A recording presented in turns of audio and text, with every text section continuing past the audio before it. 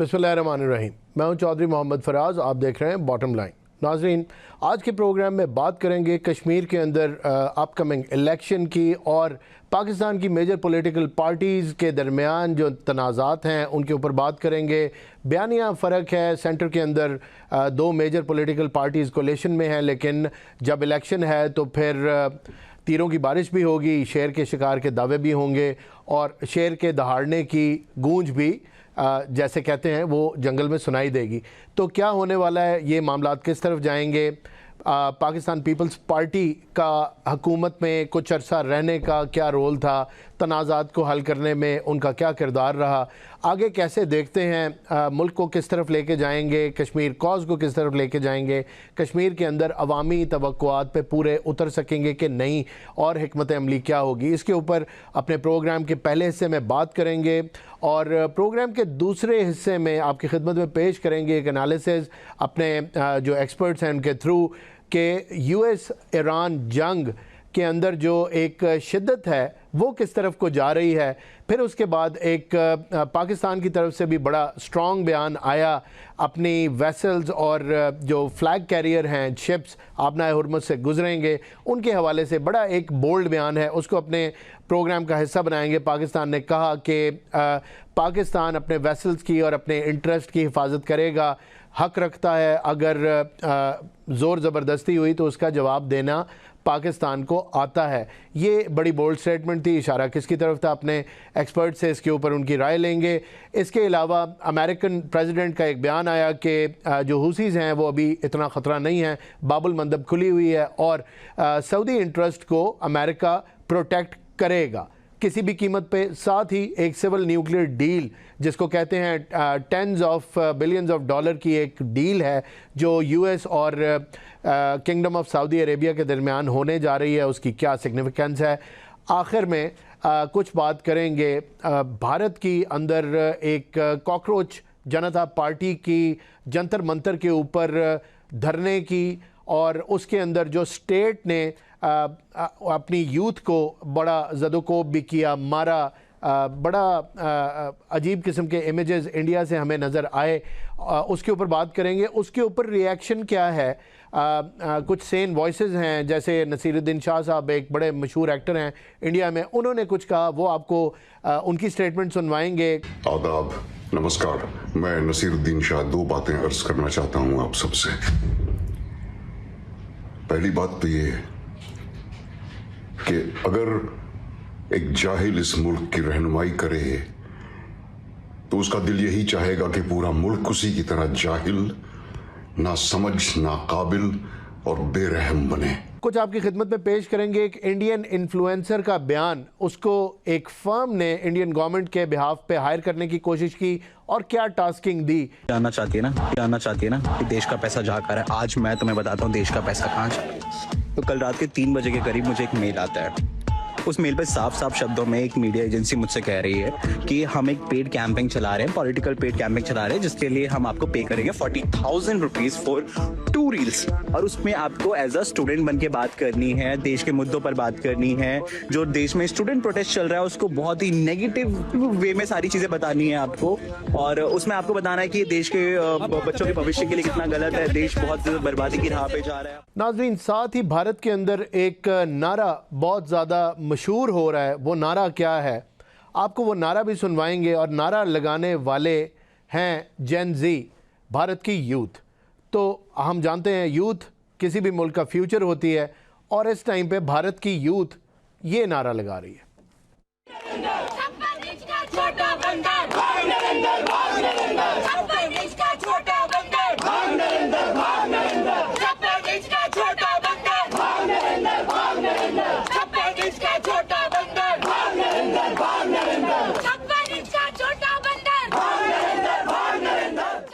और आखिर में ये नज़र भी डालेंगे कि अफ़गानिस्तान के हवाले से पाकिस्तान की काउंटर टेररिज्म एफर्ट्स का क्या नतीजा निकल रहा है, कितनी कामयाब हैं, इसके ऊपर भी राय लेंगे अपने एक्सपर्ट्स की। मुझे प्रोग्राम के पहले हिस्से में ज्वाइन करेंगी पाकिस्तान पीपल्स पार्टी की रहनुमा सहर कामरान साहिबा। नाज़रीन, प्रोग्राम के दूसरे हिस्से में गुफ्तगू में शरीक होंगे ब्रिगेडियर रिटायर्ड गज़नफ़र अली, उनके साथ होंगे हैदर हयात ख़ान साहब। आइए गुफ्तगू का आगाज़ कर। सहर कामरान साहिबा, بالکل الیکشن کا ماحول ہے اور کیمپین جو ہے وہ major political parties Pakistan Peoples party بھی، پاکستان مسلم لیگ نون بھی اپنے عروج پہ ہیں اس ٹائم پہ. میاں نواز شریف صاحب بھی، مریم نواز صاحبہ بھی کل گئے، انہوں نے جلسہ بھی کیا، تقریر بھی کی. بلاول بھٹو زرداری صاحب بڑے ارلی اپنی کیمپین کا آغاز کر چکے ہیں، لیڈ بھی کر رہے ہیں اور بڑے ایکٹیو نظر آ رہے ہیں. تو آپ کی اگر پی پی پی کی حکمت عملی کی میں بات کروں تو ان الیکشن کے حوالے سے حکمت عملی کیا ہے؟ آخر تک چیئرمین بلاول بھٹو زرداری وہیں پہ رہیں گے اور کیا ایکسپیکٹ کر رہے ہیں آپ ان الیکشن سے؟ جی بہت شکریہ. دیکھیں کشمیر ایشو جو ہے یہ it's a cover issue for Pakistan Peoples party. Peoples party کی بنیاد ہی کشمیر پر جو ہے رکھی گئی تھی. جی. تو آج جو chairman Peoples party Bilawal Bhutto Zardari Kashmir کے عوام کے درمیان ہیں تو وہ ایک مضبوط رشتے کے ساتھ ہیں. وہ ان باتوں کے ساتھ ہیں جن پہ وہ بلیو کرتے ہیں اور جس کو وہ سمجھتے ہیں کہ ایک لانگ ٹرم سولوشن ہے کشمیر ایشو کے لیے. تو آج وہ اپنا ایک فعال کردار ادا کر رہے ہیں، کوشش کر رہے ہیں کہ بہت بہتر ماحول ہو، کوشش کر رہے ہیں کہ ایک گفتگو کا ماحول ہو، کوشش کر رہے ہیں کہ جو تناؤ ہے اس میں کمی آئے اور جو ایک بہتر مستقبل کا وعدہ ہے اس کے ساتھ وہ اپنی الیکشن کی کمپین کر رہے ہیں جس میں حق حاکمیت ہے، حق میں ملکیت ہے، آئینی حقوق ہے. تو میں سمجھتی ہوں کہ پیپلز پارٹی تو بہت کانفیڈنٹ ہے، چاہے الیکشن فیزز میں ہوں یا ایک بار میں ہوں، پیپلز پارٹی یہ الیکشنز ون کرے گی. اور پیپلز پارٹی کا جو ایک دیرینہ تعلق ہے اور پیپلز پارٹی پہ جو اعتماد ہے، آج جس طریقے سے چیئرمین بلاول بھٹو زرداری کی پذیرائی ہے کشمیر میں، تو وہ یہ ثابت کر رہی ہے کہ جو ہے لوگوں کا اعتماد جو ہے وہ پیپلز پارٹی پہ ہے. جی آپ کا پوائنٹ آ گیا. یہ فرمائیے گا کہ سردار یعقوب جو سینئر رہنما ہیں پاکستان پیپلز پارٹی کے، ایکس پریزیڈنٹ اور پرائم منسٹر بھی رہے ہیں آزاد جموں کشمیر کے، ان کا بیان آیا کہ الیکشن 1 گو میں ہونا چاہیے اور اس کی تائید بھی کی جے یو آئی کے مولانا سعید یوسف صاحب نے. انہوں نے بھی اسی رائے کا اظہار کیا. آپ کو نہیں لگتا کہ اگر حالات خراب تھے تو پہلے تمام پولیٹیکل پارٹیز مسئلے کا حل نکال لیتی ہیں اور پھر ایک اچھے کوڈیل اور سیف ماحول کے اندر الیکشن کروائے جاتے؟ کیا قباحت تھی اس کام میں؟ جلدی کیوں تھی؟ دیکھیں بالکل، کیونکہ الیکشن کمیشن کا کام ہے، اس نے الیکشن کی ڈیٹ اناؤنس کر دی اور پھر فیزز میں الیکشن اناؤنس کر دیا. تو یہ جو اب الیکشن کمیشن کے معاملات میں تو پاکستان پیپلز پارٹی دخل اندازی نہیں کرتی. ہاں لیکن پاکستان پیپلز پارٹی پرعزم ہے کہ جو ہے وہ الیکشن چاہے آپ فیزز میں کرائیں، پاکستان پیپلز پارٹی جو ہے وہ سرخرو ہوگی. اور آپ یہ دیکھیں کہ ہم نے جو صوبائی اسمبلیوں کے الیکشن اور قومی اسمبلیوں کے الیکشن اسی لیے ایک دن میں کرانے میں اتفاق ہوا تھا، کیونکہ جو ایک دن میں الیکشنز ہوتے ہیں تو اس سے جو ہے وہ کسی قسم کا کنفیوژن نہیں ہوتا اور لوگ اپنا حق رائے دہی بغیر کسی دباؤ یا پریشر کے استعمال کرتے ہیں. لیکن اس وقت جو سچویشن ہے اس میں سیکیورٹی سچویشن کو جو ہے مد نظر رکھا گیا. بہرحال جو بھی ہے الیکشن کمیشن نے اناؤنس کیا ہے تو ہم نے کبھی جو اتھارٹیز ہیں ان کے اوپر دباؤ نہیں ڈالا، ہاں اسی کے مطابق اپنی حکمت عملی اپنائی ہے. تو ہم دیکھتے ہیں جو اعتماد کے ساتھ جو کشمیر کے عوام ہیں ان کی طرف اور ان کا جو اعتماد ہے اس کو بحال رکھنے میں ہم جو ہے وہ پرعزم ہیں. بالکل ٹھیک ہو گیا. یہ فرمائیے گا کہ ہم نے دیکھا کہ بلاول بھٹو زرداری صاحب نے خواجہ آصف صاحب کی سٹیٹمنٹس کو، رانا ثناء اللہ صاحب کی سٹیٹمنٹس کو بہت آڑے ہاتھوں بھی لیا، بہت ہائی لائٹ بھی کیا اور تفصیل سے اس کے اوپر بات کی کہ یا تو استعفیٰ دے دیں یا پھر اگر اس بیان پہ قائم رہیں گے تو پھر یہ حکومت کی پالیسی ہوگی. تو اس سارے سینیریو میں ظاہر ہے انتخابات میں بھی اس سارے نیریٹو کا بڑا اثر ہے.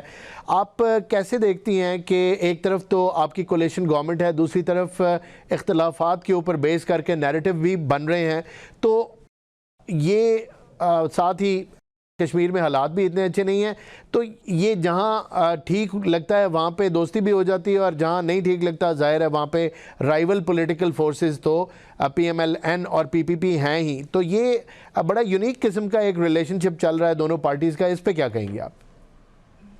دیکھیں پہلی بات ہے اس بات کو ضرور مد نظر رکھنا چاہیے کہ پیپلز پارٹی نے جمہوریت کے لیے بہت قربانیاں دی ہیں، جی جانوں کے نذرانے دیے ہیں، قید و بند کی صحبتیں برداشت کی ہیں، کوڑے کھائے ہیں. ٹھیک ہے، اب اگر ہمارے سامنے ایک راستہ ہے وہ جمہوریت کی کنٹینیوٹی کا ہے، وہ پارلیمان کی کنٹینیوٹی کا ہے، سپریمیسی کا ہے. تو اس میں ہم بالکل جہاں اختلاف ہوتا ہے ہم اختلاف کرتے ہیں جو ایک آئینی طریقے سے اور جو ہے پارلیمانی طریقے سے، اور ہم دو مختلف جماعتیں ہیں، ڈفرینٹ آئیڈیالوجیز ہیں، ہم الیکشن اپنے اپنے پلیٹ فارم سے لڑ رہے ہیں، اور ڈیفینیٹلی ہم جو باتیں غلط ہیں ان کے اوپر تحفظات کا اظہار بھی کریں گے، اور چیئرمین پاکستان پیپلز پارٹی نے یہ جو بیانات تھے ان پہ اپنے تحفظات کا اظہار جو ہے وہ قومی اسمبلی میں کیا تھا اور بڑی وضاحت کے ساتھ کیا تھا، اور میں سمجھتی ہوں کہ جس قسم کا تنازع اس قسم کی جو ہے غیر سنجیدہ بیانات نے یا بڑکوں نے کیا ہے، اس کا جو ہے خمیزہ آج جو ہے وہ کشمیر کے عوام بھی بھگت رہے ہیں اور پاکستان کے عوام بھی۔ یہ غیر سنجیدہ قسم کے جو بیانات تھے، اور ہم یہ سمجھتے تھے کہ کل جب نواز شریف صاحب وہاں پر گئے ہیں تو وہ کم سے کم اپنے آپ کو ڈسٹینس کریں گے اس قسم کے بیانات سے اور ان کو کنڈیم کریں گے، لیکن انہوں نے نہیں کیا۔ اسی طریقے سے خواجہ آصف کو جو ہے قومی اسمبلی میں چیئرمین پیپلز پارٹی نے کہا کہ وہ اس پہ معافی مانگے، اور وہ واپس آئے، انہوں نے کہا کہ وہ اپنے بیانات پہ قائم ہیں۔ تو میں یہ سمجھتی ہوں کہ انتہائی غیر سنجیدہ جو ہے ان کا رویہ ہے اور بہت نقصان دہ ہے، اور یہ کشمیر کو اس کو بھی نقصان پہنچا رہا ہے، اور ان کی سوچوں میں کوئی انتشار ہے۔ اسی طریقے سے اس طرح کی بات کرنا، رانا ثناء اللہ کا کہ 12 سیٹوں کو لے کے گھر سے شروع کرتے ہیں، میں سمجھتی ہوں کہ ایک بہت غلط سٹیٹمنٹ تھا جس نے ایک ایسا تنازع کھڑا کیا ہے جو آج جو ہے وہ تناؤ بھی ہے، جس کی وجہ سے جو ہے کشمیر کے عوام بھی سفر کر رہے ہیں۔ تو کوئی حرج نہیں ہے، آپ سے غلطی ہو گئی، آپ معافی مانگیں، اور میں سمجھتی ہوں کہ میاں محمد نواز شریف جو قائد ہیں مسلم لیگ نواز کے، ان کو بھی جو ہے اس کو نہ صرف اس کو جو ہے کنڈیم کرنا چاہیے بلکہ معافی مانگنی چاہیے کشمیر کے عوام سے کہ ان کے جو ہے جو وزراء ہیں ان کے غلط بیانات نے حالات کو اس نہج پہ پہنچایا ہے۔ آپ کا پوائنٹ آ گیا۔ یہ فرما دیجئے گا کہ بڑے کانفیڈنٹ نظر آ رہے ہیں چیئرمین بلاول بھٹو زرداری، اور تیروں کی بارش کا بھی ذکر انہوں نے کیا، شیر کے شکار پہ نکلے ہیں۔ آپ کو لگتا ہے شیر کا شکار آسان ہوگا؟ دیکھیں، بات یہ ہے کہ ہم پیپلز پارٹی اپنے نظریے کے اوپر، اپنی آئیڈیالوجی پہ، اپنے مینیفیسٹو پہ کھڑی ہے۔ آپ نے دیکھا کہ گلگت بلتستان میں بھی تمام تر کہانیوں کے باوجود پاکستان پیپلز پارٹی کیوں سرخرو ہوئی؟ کیونکہ پاکستان پیپلز پارٹی محض وعدے نہیں کرتی۔ ہم نے قانون ساز اسمبلی بھی دی، ہم نے چیف منسٹر بھی دیا، ہم نے آئینی حقوق بھی دیے، ہم نے آئین بحال بھی کیا، صوبوں کو خود مختاری بھی دی، اور آج جو وعدے ہمارے کشمیر کے ساتھ ہیں، کشمیر کوس کو جس طریقے سے پاکستان پیپلز پارٹی لے کے چلی ہے، شہید ذوالفقار علی بھٹو ہوں، محترمہ بینظیر بھٹو صاحبہ ہوں، شہید محترمہ بینظیر بھٹو صاحبہ، یا آج chairman Pakistan Peoples party Bilawal Bhutto Zardari, صدر مملکت آصف علی زرداری کا ایک فرم پوزیشن تھی۔ تو آج جب ہم لوگوں سے بات کرتے ہیں تو ہم اس اعتماد سے کرتے ہیں کہ ہم صرف لفاظی نہیں کر رہے، ہم جھوٹے دعوے نہیں کر رہے، ہم جو وعدے کرتے ہیں ہم ان کی تکمیل کرنا بھی جانتے ہیں، اور ہمارا آپ سے ایک دیرینہ تعلق ہے۔ تو ہم اس اعتماد کے ساتھ اپنی الیکشن کمپین کر رہے ہیں، اور ہمیں پورا یقین ہے کہ جس طریقے سے جو پذیرائی مل رہی ہے chairman Peoples party Bilawal Bhutto Zardari کو، پیپلز پارٹی کے جو امیدوار ہیں ان کو انشاءاللہ پیپلز پارٹی سرخرو ہوگی۔ آپ کا پوائنٹ آ گیا۔ یہ بھی فرما دیجئے کہ ایک بات اور کی بلاول بھٹو زرداری صاحب نے، انہوں نے کہا کہ اگر فری اینڈ فیئر الیکشن ہوئے تو Pakistan Peoples party clean sweep کرے گی۔ میرا سوال آپ سے یہ ہے کہ فری اینڈ فیئر الیکشن کروانے کس نے ہیں؟ حکومت تو پاکستان پیپلز پارٹی کی ہے، وہاں پہ تو جو بھی چیزیں انشور کرنی ہیں وہ تو پی پی پی نے سارا انتظام کرنا ہے، ظاہر ہے کنسنسس سے کرنا ہے، چیف الیکشن کمشنر ہیں، باقی لوگ ہیں، سٹاف کی تعیناتی ہے، تو خطرہ کس سے آپ کو؟ کون سیبوٹاج کرے گا الیکشن کو؟ دیکھیں، بات یہ ہے، آپ کو پتہ ہے مخلوط قسم کی حکومت ہے، اور الیکشن کمیشن کے جو فیصلے ہیں وہ الیکشن کمیشن نے ہی کرنے ہیں۔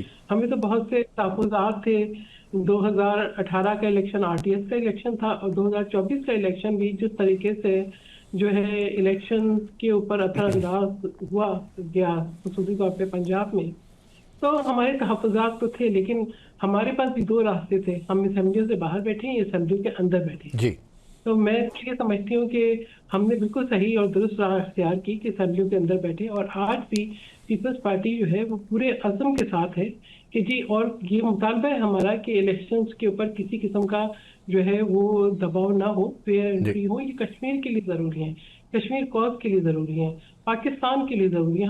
کشمیر ہماری شہرک ہے اور ہمیں یہ سوچنا ہوگا کہ یہ شہرک کتنی امپورٹنٹ ہے اور اس کے سلامتی کے لیے ہمیں کتنا جو ہے ان حساس معاملات کو کتنے محتاط رہ کے لے کے آگے چلنا ہے.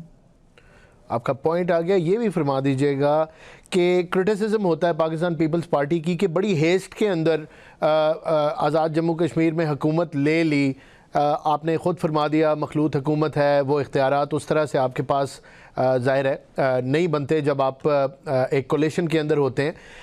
اس کے علاوہ کیا وہ محرکات تھے کہ یہ you were compelled to take this decision to have a government جو کچھ مہینوں کی تھی اور بعد میں پھر اس طرف گئے، اور یہ بھی عوام کے اندر تاثر ہے کہ صحیح طرح سے پاکستان پیپلز پارٹی کی قیادت اس کے اندر اپنا رول پلے نہیں کر سکی. جو کشمیر ایکشن کمیٹی کی جو ساری کی ساری ڈیلیبریشنز تھیں اس میں زیادہ تر آپ کا تھرسٹ اسی بات پہ رہا کہ یہ کہتے رہے کہ بیانات جو تھے وہ پی ایم ایل این کے جو لیڈرشپ ہے انہوں نے غلط دے دیے.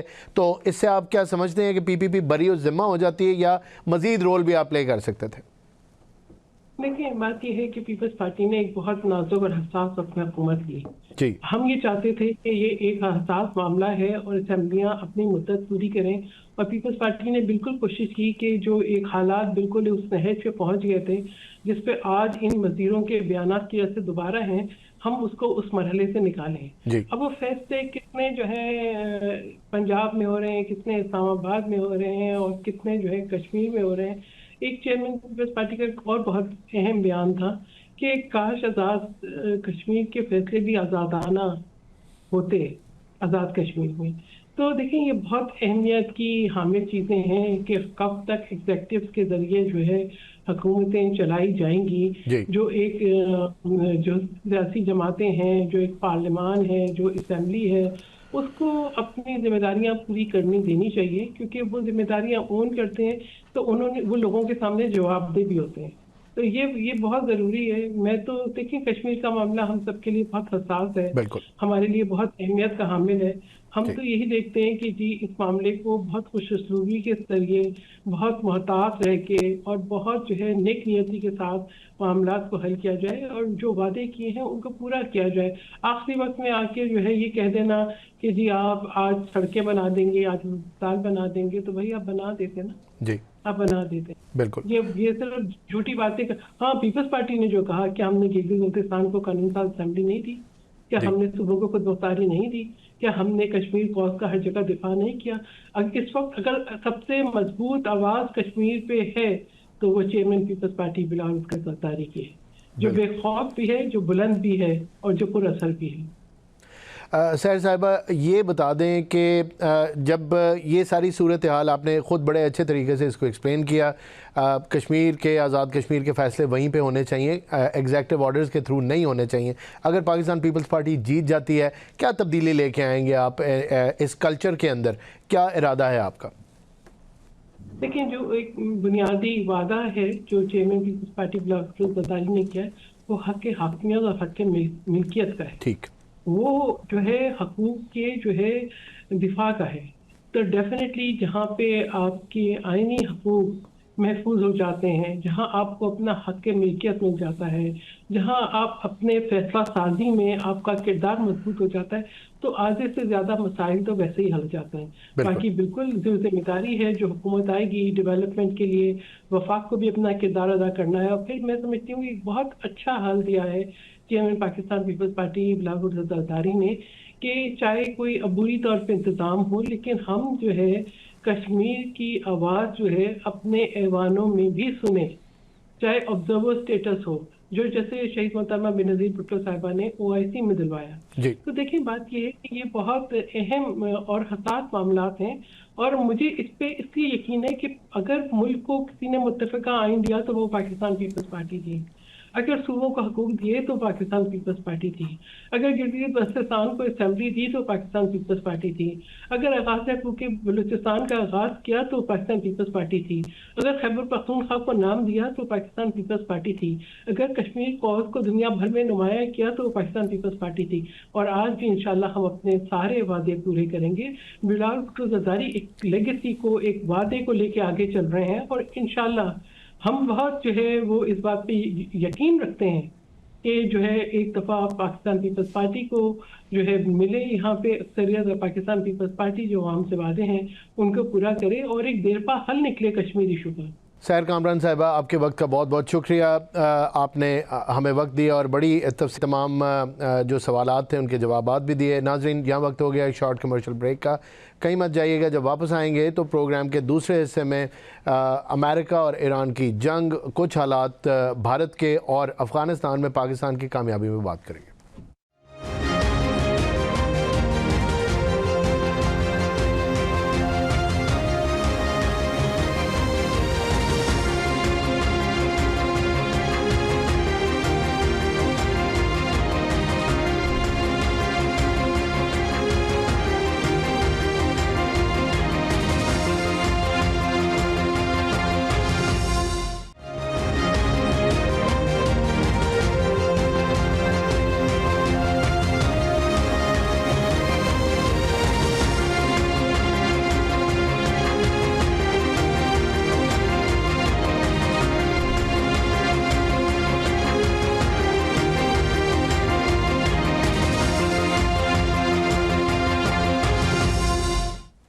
Welcome back. گفتگو کو آگے بڑھاتے ہیں۔ ہمارے ساتھ موجود ہیں بریگیڈیئر غضنفر علی اور حیدر حیات خان صاحب۔ گفتگو کا آغاز کرتے ہیں۔ بریگیڈیئر صاحب، پہلے آپ کی طرف آؤں گا، یہ فرما دیجیے گا کہ ہم دیکھ رہے ہیں کہ 11ویں روز بھی بڑی شدت کے ساتھ امریکہ حملے کر رہا ہے ایران کے اوپر، اور مختلف شہروں میں مختلف تنصیبات کو نشانہ بنایا جا رہا ہے، اسکیل بڑھ گیا ہے۔ کچھ بات بیک ڈور چینل کی بھی سن رہے تھے اور پاکستان کے ایک ایکسپیکٹڈ رول کی۔ آپ کیسے دیکھتے ہیں یہ معاملہ کدھر جائے گا؟ جنگ اسی طرح چلتی رہے گی یا اس کے اندر کوئی آپ بندش ہوتی ہوئی دیکھ رہے ہیں؟ پاکستان کا کوئی رول دیکھ رہے ہیں؟ بسم اللہ الرحمن الرحیم۔ دیکھیے، معاملہ تو اس وقت اپنی پیک پہ پہنچا ہوا ہے جی، اور صرف معاملے کے اندر تبدیلی یہ نظر آ رہی ہے کہ اسرائیل اور ایران کی آپس میں ایکسچینج آف فائر نہیں ہو رہا۔ باقی امریکہ ایران کے اوپر، اور ایران جو ہے جتنے امریکن ایسٹس ہیں، جتنے امریکن بیسز ہیں، جتنی امریکن فیسلٹیز ہیں، ان کے اوپر حملہ کر رہا ہے۔ جی ابھی ریسنٹلی کل یا پرسوں ایران کے جو ایرو اسپیس کے کمانڈر ہیں، جی ان کا ایک بیان آیا تھا۔ انہوں نے کہا کہ اب ہم اس کے بعد جو جتنے بھی میزائل استعمال کریں گے، اس کا کوئی بھی وار ہیڈ جو ہے وہ ایک ٹن سے کم نہیں ہوگا۔ ٹھیک، تو آپ اندازہ لگا لیے اگر 1 ٹن کا وار ہیڈ استعمال کریں گے تو اس کی ڈسٹرکشن بہت اور زیادہ اس کی جو تباہی ہوگی وہ کیا ہوگی۔ پھر آپ نے دیکھا کہ جارڈن کے اوپر جو حملہ ہوا، جی وہاں پہ کوئی رپورٹڈلی امریکہ کے 100 کے قریب، ویسے اگر کنزرویٹو اسٹیمیٹ میں جائیں تو ہم 70 کہہ سکتے ہیں، جی بٹ جو مختلف خبریں آ رہی ہیں جو 100 کے قریب امریکن فوجی ہیں، مریض ہیں جو اپنا مر چکے ہیں۔ جی تو اب یہ مطلب ہے اس میں معاملہ یہاں پہنچ گیا کہ اب امریکن فوجی جو ہے وہ بھی اس کا ایک انٹینسٹی سے نشانہ بننے لگے، اور ایران نے اپنا کانسیپٹ کلیئر کر دیا۔ ایران کی بھی تباہی ہو رہی ہے۔ ہم اس میں یہ کہیں کہ ایران کی تباہی نہیں ہو رہی ہے تو وہ تو پھر غلط پرسپیکٹو ہوگا۔ ایران کی بھی تباہی ہو رہی ہے، ان کے ریلوے اسٹیشن بھی، ان کے اپنا گریڈ اسٹیشن بھی، ان کے پل بھی، سڑکیں بھی، وہ ساری اوبلیٹریٹ ہو رہی ہیں، ان کے اوپر امریکہ کانسٹنٹلی بم مارا۔ لیکن سوال یہاں یہ پیدا ہوتا ہے، سوچ کی بات یہ ہوتی ہے کہ کیا ان تمام کام کو کرنے کے بعد جو امریکہ نے بھی اپنی خواہش پوری کر لی، کیا امریکہ رک جائے گا؟ اور ایران کیا یہاں پہ، کیونکہ امریکہ انیشیٹر ہے، تو اس لیے میں یہ کہہ رہا ہوں کہ کیا امریکہ رک جائے گا؟ ایران کے بارے میں یہ کہوں گا کہ کیا ایران سبجوگیٹ ہو جائے گا؟ کیا ایران کوئی ڈیفیٹ تسلیم کر لے گا؟ جب میں دونوں چیزوں کو دیکھتا ہوں تو مجھ میں ایران کی طرف سے تو فی الحال جواب نو ملتا ہے۔ امریکہ کی طرف سے جواب یہ ملتا ہے کہ شاید وہ اس ٹائم جس وقت امریکہ کے اندر، میں ان کے ڈومیسٹک پریشر کو بالکل کاؤنٹ نہیں کرتا، بیکاز میری نظر میں ٹرمپ نے وہ ڈومیسٹک پریشر جو ہے وہ برداشت بھی کر لیا ہے اور اس کو کنزیوم بھی کر رہا ہے، and he is not bothered کہ what is going to happen in elections in November۔ Otherwise اگر وہ بادرڈ ہوتا تو وہ کوئی دوبارہ جو جنگ شروع ہوئی ہے وہ شروع کرتا ہے، لیکن کیونکہ آپ کو پتا ہے وہ ایک سائیکوپیتھ ہے، نفسیاتی مریض ہے، ہی از اے کریکٹرلیس مین۔ پھر وہ ایپسٹین فائل کا مجرم ہے، اور ایپسٹین فائل ایک نہایت ہی غیر اخلاقی اور ایسا کیس ہے جس کے اس کے اوپر اس کی جو ہے وہ پیشی ہو سکتی ہے، اس کو اس کے اوپر جو ہے وہ सजा मिल सकती है। तो इसलिए उस चक्कर में वो शायद जंग को टूट देना चाहता है। और इजराइल ने तो अपना इंडिया दे दिया है। वो तो कहते हैं कि जी जंग जारी रहनी चाहिए, बिकॉज अब जब उन्होंने जेडी वैंस का पॉडकास्ट भी और उनका इंटरव्यू भी पढ़ लिया बिल्कुल तो जी, उसको उन्होंने बड़ा क्लैरिटी से कह दिया कि जी जो तल अवीव के फैसले हैं वो वाशिंगटन में किए जा रहे हैं। और जी उन्होंने जो हम बारहा में बात करते थे कि APEC एक ऐसी लॉबी है जिसमें ऐसे ऐसे यहूदी बिलियनर शामिल हैं जी जो पैसा इन्वेस्ट करते हैं इसराइल का इंटरेस्ट, ज्यूडिज्म का और जियोनिज्म का इंटरेस्ट प्रोटेक्ट करने में। तो वो जियोनिज्म जो दहशतगर्दी का नाम है और बिल्कुल जिसका मुजरिम ट्रम्प भी है और जिसका मुजरिम शैतान याहू भी है, तो बिल्कुल वो पैसा लगा रहे हैं। और जेडी वैंस साहब ने कह दिया कि बिल्कुल पैसा ठीक, लगाया जा रहा है ट्रम्प और उसके हामियों को, और मुझको कहा जा रहा है कि मैं जो जंग बंद करवाने की कोशिश कर रहा हूँ, 14 नुकात पे अमल करने की कोशिश कर जी रहा हूँ, तो मेरे खिलाफ तो प्रोपेगेंडा हो रहा है। बिल्कुल तो ये जो चीजें अब इनके सामने आ रही है इसमें तीन चीजें तो बिल्कुल क्लियर हो चुकी हैं कि जी यहूदी ज़ियोनिज्म जो है वो पैसा लगा रहा है कि जंग बिल्कुल ना रुके। ट्रम्प जो है वो ज़ियोनिस्ट है, दहशतगर्द है जी और साइकोपैथ है, पागल है और करेक्टरलेस आदमी है। तीसरी चीज ये है कि ईरान जो है वो सबजुगेट नहीं होगा और वो अमेरिकन फैसिलिटीज पे हमला करेगा। तो इन तीन कार्डिनल्स को देखते हुए आप ये कहते हैं कि आने वाले दिनों में जी दो पाकिस्तान कोशिश कर रहा है, कतर कोशिश कर रहा है, जी इजिप्ट कोशिश कर रहा है कि आज जो ईरान के वजीर दाखिला भी जो है वो पाकिस्तान आए हुए थे, उनकी भी मुलाकातें हुई हैं। जी पाकिस्तान के जो आर्मी चीफ है वो भी गए हुए थे बिल्कुल टर्किया भी कोशिश कर रहा है। जी जी एक दूर से टनल के अंदर एक बड़ी झलक, एक बड़ी ड्विंडल सी लाइट नजर आ रही है कि जी जी कोई 10 दिन की जंग बंदी हो या 15 दिन, लेकिन क्या वो पॉसिबल है?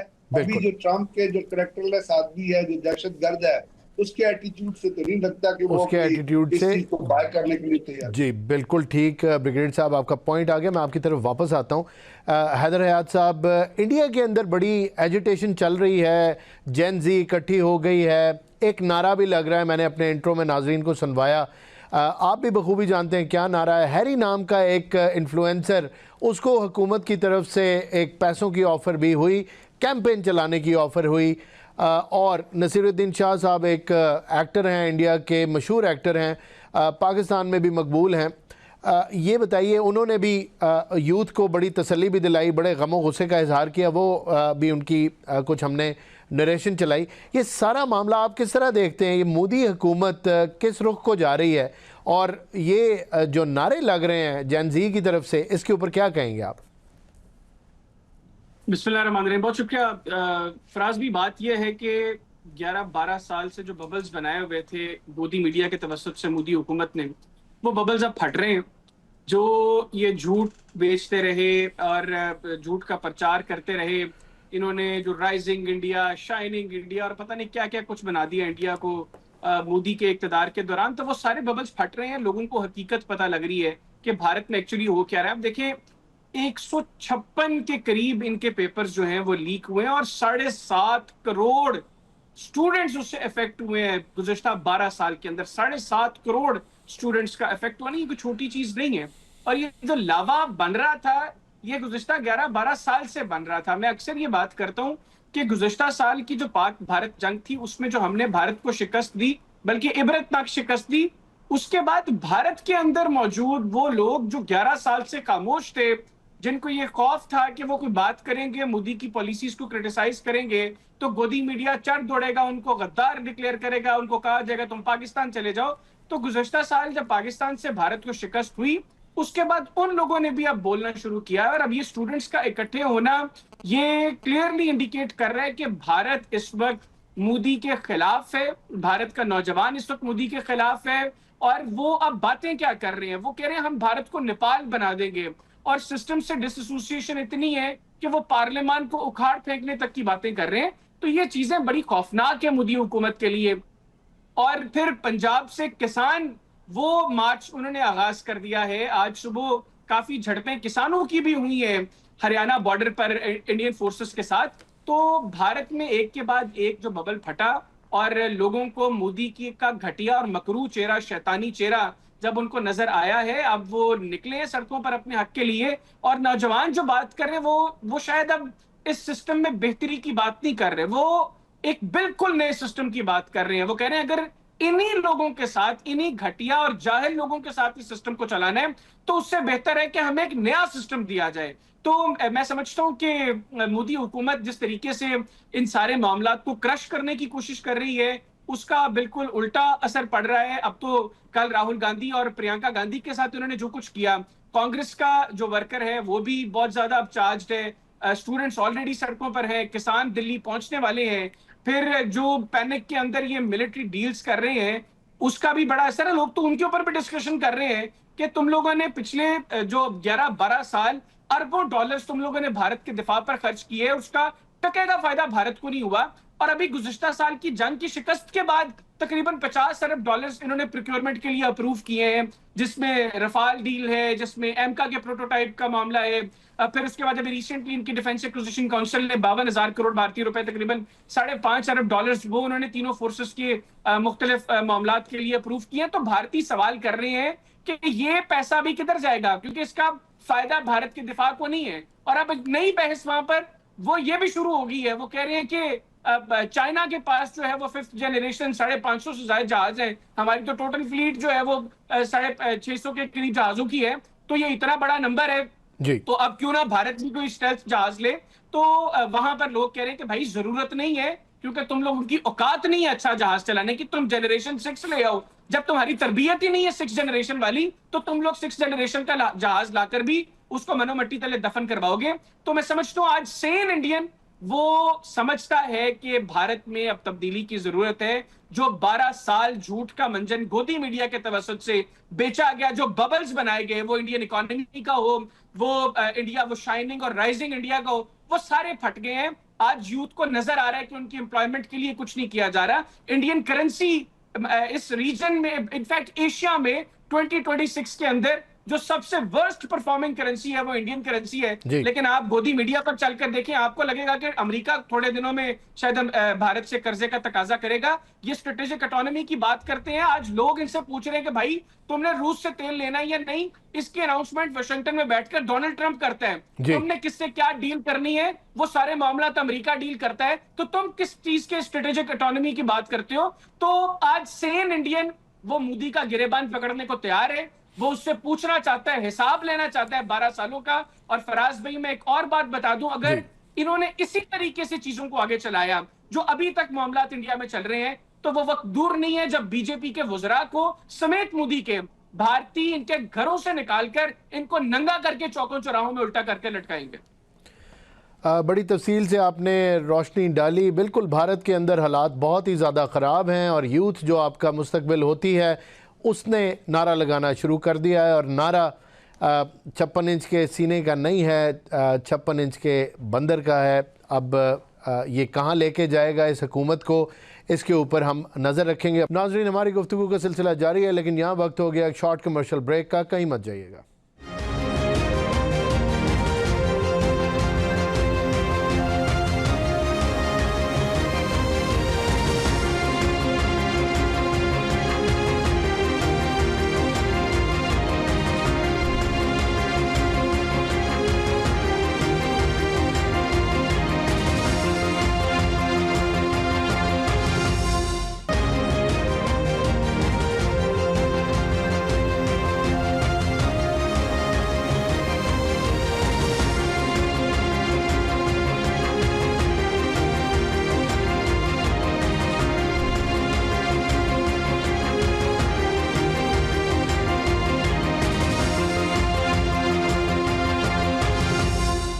Welcome back. بریگیڈیئر صاحب, آپ کی خدمت میں پھر ایک سوال رکھوں گا. ایک سول نیوکلیئر ڈیل کی بات ہوئی ہے یو ایس اے اور کے ایس اے کے درمیان میں. ان دونوں ملکوں نے کہا ہے کہ یہ بہت ہی بڑی, یہ وال اسٹریٹ جرنل کی خبر تھی کہ بہت ہی بڑی یہ ڈیل ہوگی. یہ ڈیل آپ کس طرح دیکھتے ہیں؟ ساتھ ہی یو ایس کا بیان ہے کہ حوثیز جو ہیں ان کی فکر ابھی نہ کریں, باب المندب ابھی کھلا ہے, اور اگر کے ایس اے کے انٹرسٹ کو کوئی خطرہ ہوا تو یو ایس اے اس کو ڈیل کر لے گا. ساتھ ہی پاکستان نے بھی ایک سٹیٹمنٹ دی ہے کہ اگر پاکستان کے جھنڈا بردار جو ویسلز ہیں ان کو کوئی خطرہ ہوا تو پاکستان بھرپور جواب دینے کا حق بھی رکھتا ہے اور کیپیسٹی بھی رکھتا ہے. یہ دونوں چیزیں ان کے اوپر کامنٹ کر دیں, کس طرف اشارہ کر رہی ہیں؟ چیزیں اس لیے ہیں کہ جہاں تک सिविल एंड न्यूक्लियर डील का ताल्लुक है, उसमें ये बुनियादी तौर पे अमेरिका, इससे पहले अमेरिका जो 2 बिलियन का गालबन दिफाई माहिदा जो है वो सऊदी अरब के साथ कर चुका है, जिसके अंदर उन्होंने डिफेंस सिस्टम के अलावा बहुत सारे एडवांस एम्यूनिशन, मिसाइल्स और बाकी चीज़ें जो है वो सऊदी अरब को प्रोवाइड करेंगे, और ये डील आगे हो चुकी है। अब इसके बाद ये चीज़ जो सिविल न्यूक्लियर डील है, तो उसके अंदर साफ ज़ाहिर है civil nuclear deal basically energy से रिलेट करती है, एनर्जी प्रोडक्शन से रिलेट करती है। तो on the face of it तो सऊदी अरब को एनर्जी की कोई प्रॉब्लम नहीं है, यानी उस तरीक़ा कार से कि जहाँ आप कोई एनर्जी का शॉर्टेज हो, आपको अपनी इंडस्ट्री में या आपको डोमेस्टिक कंजम्पशन में, तो अभी जो सऊदी अरब की जो कैपेसिटी है उसके अंदर तो ऐसी कोई इंडिकेशन नहीं नज़र आ रही।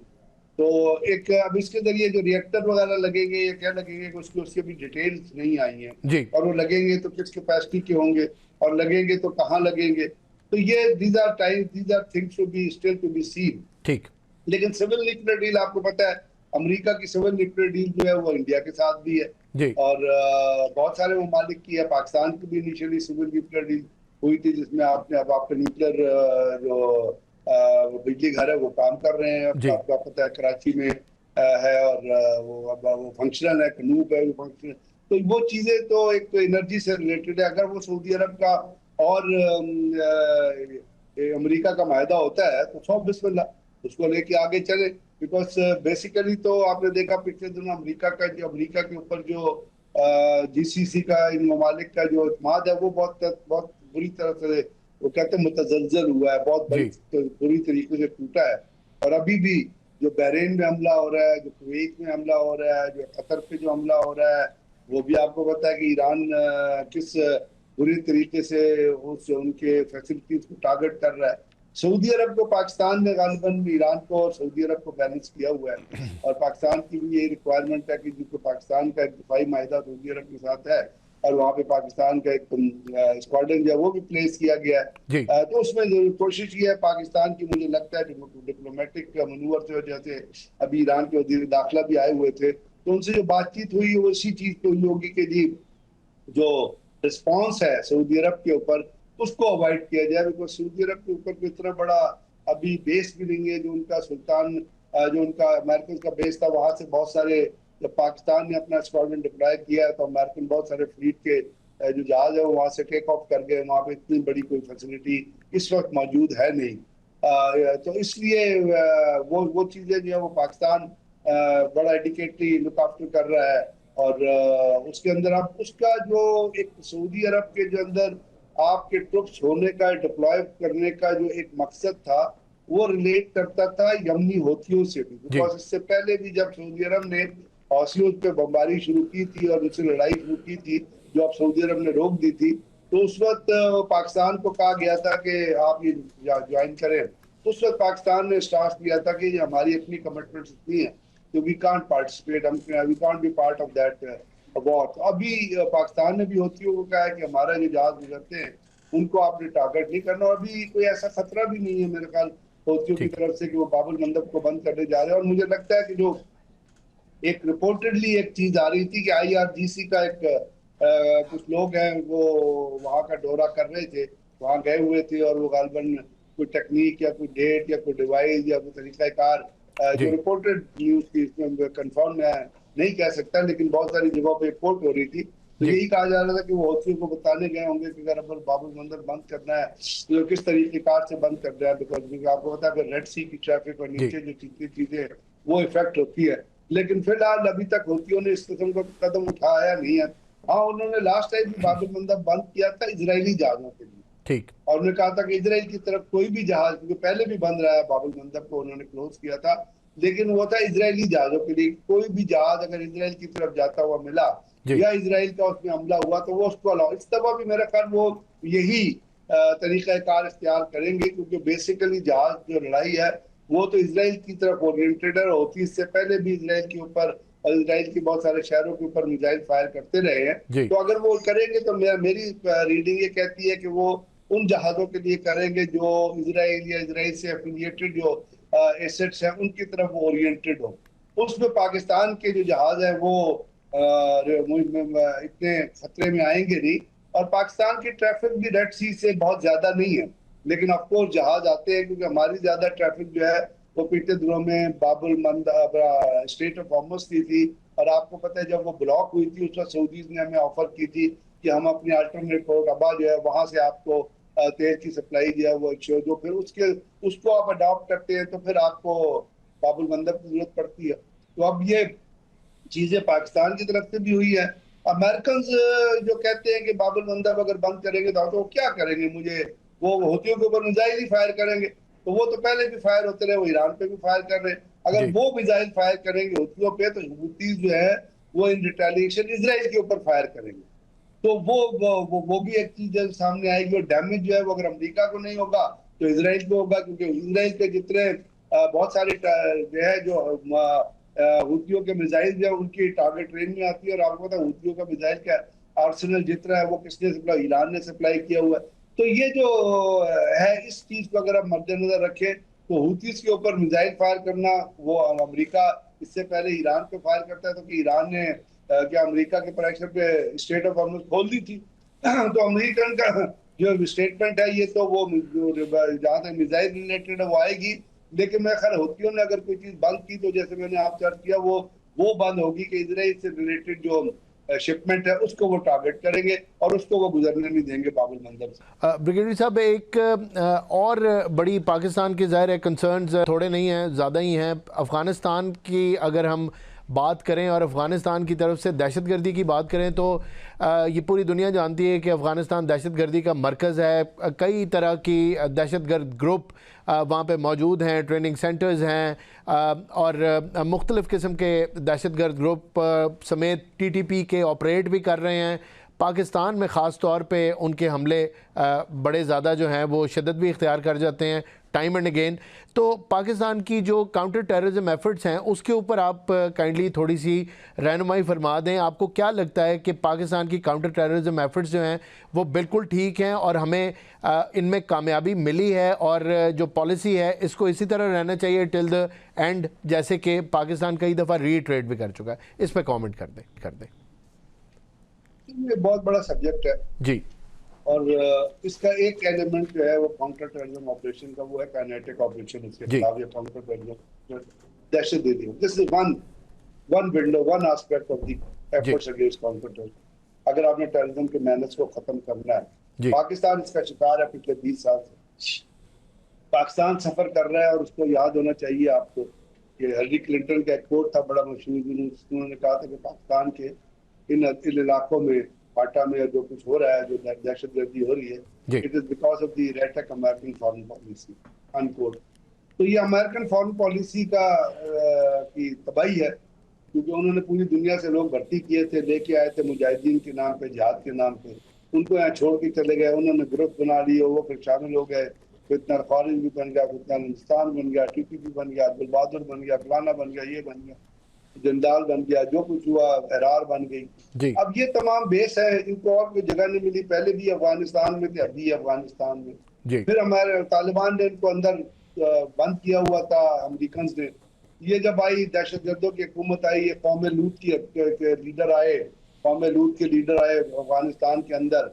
तो वो जो दहशतगर्द हैं, जो बजाते खुद दहशतगर्द हैं, जो भत्ताखोर हैं, जो स्मगलर्स हैं, हीरोइन स्मगल करते हैं, चर्च स्मगल करते हैं, जो हिंदुओं का DNA, जिसका काफिरों से जिनका DNA मिलता है, जो इंसानियत की तस्दील करते हैं, जो अफगानियों की तस्दील करते हैं, जो औरतों की तस्दील करते हैं, जो बच्चों की तस्दील करते हैं, जो इस दुनिया में एक नासूर हैं, अफगानिस्तान के अंदर एक नासूर हैं, वो लोग जब आए तो उन्होंने खोल दिए अपना जेल के दरवाजे और तमाम दहशतगर्द जो थे उनको रिहा कर दिया। उन्होंने फिर तंजीमें बना ली, वहां से पाकिस्तान के अंदर दहशतगर्दी जो हो रही है। फिर अमेरिकन जो है वो जानबूझ के, उनको पता था कि $10 बिलियन के हथियार जो वो हाथ लगेंगे दहशतगर्दों के, वो छोड़ के चले गए।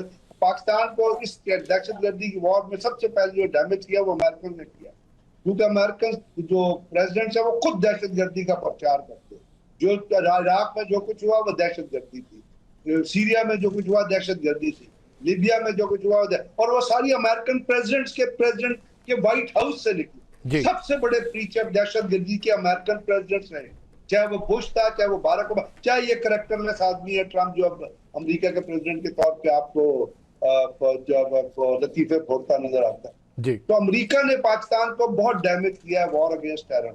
اب وہی چیزیں ہیں جو آپ کو پھلتی پھولتی نظر آ رہی ہیں. یہ امریکن پودے ہیں جو افغانستان کے اندر انہوں نے لگائے تھے اور اب وہاں پہ ہتھیار چھوڑ کے گئے تھے اور دہشت گردی چھوڑ کے گئے تھے. اب پاکستان نے بارہا افغانستان کے پیس کے لیے کام کیا, امریکنز کو وہاں سے نکالا. اب ایک تو امریکن وہ اس کو سپورٹ کرتے ہیں, سپورٹ کرتے رہے ہیں دنیا پوری میں. جہاں ویتنام سے شروع ہو جائے انہوں نے دہشت گردی کا جھنڈا جو ہے وہ اٹھایا ہوا کہ دنیا کے ممالک کو چین سے نہیں رہنے دینا, ان کو فنڈ کرنا ہے. CIA فنڈ کرتی ہے, بغدادی جیسی آرگنائزیشن کریٹ کرتی ہے اور دو ملکوں کے اندر تباہی مچاتی ہے. اب اس کے ساتھ ساتھ یہ آگے احسان فراموش لوگ, یہ جو آپ افغانستان کے اندر لیڈرشپ بیٹھی ہے, ان کا ایک اصول ہے جو ان کا نیشنل کریکٹر یا قومی کردار ہے. ان کا قومی کردار یہ ہے کہ جس تھالی میں کھاتے ہو اس کو چھید کرو, جس کو دوست بناتے ہیں اس کی پیٹھ پہ چھرا گھوپو بعد میں جب اپنا مقصد نکل جاتا ہے. تو ان کا مقصد نکل گیا جب 40 لاکھ مہاجرین یہاں کے رہے, جب پاکستان نے ان کے بیاب پہ جا کے افغانستان کے اندر لڑائی لگی, روس کو بھیج دیا, ان کا مقصد حل ہو گیا. دوبارہ امریکہ کو یہاں سے نکال دیا, دوحہ کا معاہدہ کر لیا. اب انہوں نے کہا کہ ہمارا مقصد ہو گیا, اب ہم پاکستان کی پیٹھ پہ چھرا گھوپیں گے اور جا کے وہ بھارت جو ان کو ساری عمر گالیاں دیتا رہا ہے اور ساری عمر ان کی پالیسیز پہ تنقید رہتا ہے, ان سے کہتے ہیں کہ ہمارا DNA مل جائے. تو پاکستان جو دہشت گردی کے خلاف جو کوششیں کر رہا ہے, جو آپ کے جو ڈفرینٹ آپریشن, ان کا کوئی چہرہ کار نہیں, ان کا کوئی اس کے علاوہ کوئی آپشن ہے نہیں ان کو ختم کرنے کی, کیونکہ انہوں نے ڈپلومیسی تو مانی نہیں. ڈپلومیسی پاکستان نے بہت ساری ماسکو کو انوالو کیا, رشیا کو انوالو کیا, امریکہ کو کہا. امریکہ تو 2 نمبر گیم کرتا ہے, ابھی بھی افغانستان کو پیسے دے رہا ہے تاکہ وہ دہشت گردی کرتے رہیں. چائنا ہے, چائنا نے بڑی سنسیئرلی کوششیں کی, ان کے اسپیشل ریپرزینٹیٹیو نے کوشش کی, لیکن یہ دہشت گردوں کا جو گروپ بیٹھا ہوا ہے لیڈرشپ, یہ ان کی بات نہیں, کیونکہ یہ امن سمجھ نہیں سکتے نا. یہ بنیادی طور پہ جوہلا کا, یہ بنیادی طور خارجیوں کا ایک گروپ ہے جو امن کی بات نہیں سمجھتے, کیونکہ ان کی تعلیم جتنی ہوئی ہے وہ تمام کی تمام دہشت گردی میں ہوئی ہے. آج بھی اگر اپنی بچیوں کو تعلیم نہیں دے رہے, تو جب بچیوں کو تعلیم نہیں دیں گے تو آپ کے معاشرے میں دہشت گرد پیدا ہوں گے, ایکسٹریمسٹ پیدا ہوں گے. اب اس کے لیے ایک چیز یہ ہے کہ پاکستان, چونکہ یہ پاکستان کے اندر لڑائی کر رہے, تو پاکستان کو بھی فائٹ بیک کرنا اور اس کے ذریعے کائنیٹک آپریشن آپ نے کرنے, اور دہشت گردی کا جو جواب ہے وہ کائنیٹک آپریشن چاہیے. اس کے لیے جتنے کو مارے, جانوں واصل کریں, وہ کم ہے. لیکن اس کے ساتھ ساتھ جہاں تک آپ کو KPK اور بلوچستان کا نظر آتا ہے, تو بہت سارے آپ کو پولیٹیکل میئرز بھی دیں گے, بہت سارے ڈپلومیٹک میئر دیں گے, بہت سارے ویلفیئر اورینٹڈ میئر.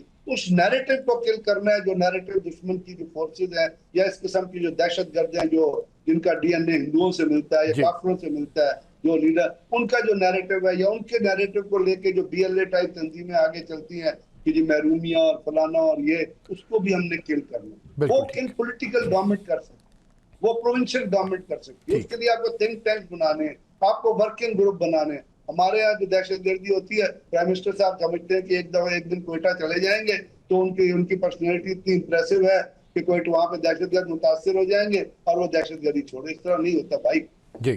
اس قسم کی آپ دنیا کے امن کے لیے کام کر رہے ہیں تو اپنے ملک کے امن کی طرف بھی توجہ دیں. کیا کر رہے ہیں, امریکہ اور ایران لڑ رہے ہیں تو آپ بات چیت کرانے کی کوشش کر رہے ہیں نا. تو اب اگر وہاں پہ لڑائی ایک ہو رہی ہے تو اس کے ساتھ ساتھ کچھ اور بھی میئرز ہیں جو حکومت وقت کو کرنے ہوتے ہیں. ان لوگوں نے سوچا ہوا ہے, جو آج کل کی میرا خیال پولیٹیکل لیڈرشپ ہے, اس نے سوچا بس یہ فوج تو کام کر رہی ہے, سیکورٹی فورسز کام کر رہی ہے, رینجرز کام کر رہی ہے, پولیس لگی ہوئی ہے, آپریشنز ہو رہے ہیں, انہوں کرن دیو, ہم تو اپنے قلعوں میں آرام سے بیٹھے ہوئے ہیں, تو ہم تو بیٹھے رہے, باقی جو کچھ ڈیل کرنا ہے وہ آپریشن غزب الحق کے ذریعے اور شبان کے ذریعے فوج اور پولیس کرتی رہے گی, FC کرتی رہے گی. ان لوگوں نے جو میئر لینے ہوتے ہیں, جب پشاور کے اندر حملہ ہوا تھا پولیس لائنز پہ, اس وقت انہی پرائم منسٹر صاحب نے فرمایا تھا کہ ہماری 0 ٹالرنس ہے دہشت گردی کے خلاف. اس کے بعد کتنے دہشت گردی کی واردات ہو گئی. آج تک آپ کے ملک میں نیکٹا قائم نہیں ہو سکی. نیکٹا ایک ایسی اتھارٹی تھی جس کا قیام دہشت گردی کے حوالے کو روکنے کے حوالے سے کرنا تھا, نیشنل کاؤنٹر ٹیررزم اتھارٹی. بالکل آج تک اس کا قیام آپ کی پولیٹیکل گورنمنٹ نہیں آ سکی. نیشنل ایکشن پلان کو دفن کر دیا گیا ہے. تو آپ یہ بتائیں کہ ساری کائنیٹک آپریشن کتنی دیر تک آپ کو رزلٹ ڈیلیور کرے گا. بالکل آپ کا پوائنٹ آ گیا. بڑی तफसील से आपने इस पर रोशनी डाली। पाकिस्तान को मल्टी प्रॉन्ग स्ट्रेटजी की ज़रूरत है, इसमें कोई शक नहीं है कि काउंटर टेररिज्म एफर्ट्स जो हैं बहुत ज़बरदस्त तरीके से जारी हैं, लेकिन अदर मीन्स को भी अप्लाई करना होगा। सिविलियन गवर्नमेंट को भी इसके अंदर दूररस्त नताइज निकालने वाली पॉलिसीज़ को अडॉप्ट करना होगा। नाज़रीन, आपने गुफ्तगू सुनी, उम्मीद करता हूँ आपको पसंद आई होगी। आज के लिए इतना ही, मुझे इजाज़त दीजिए। अल्लाह हाफ़िज़।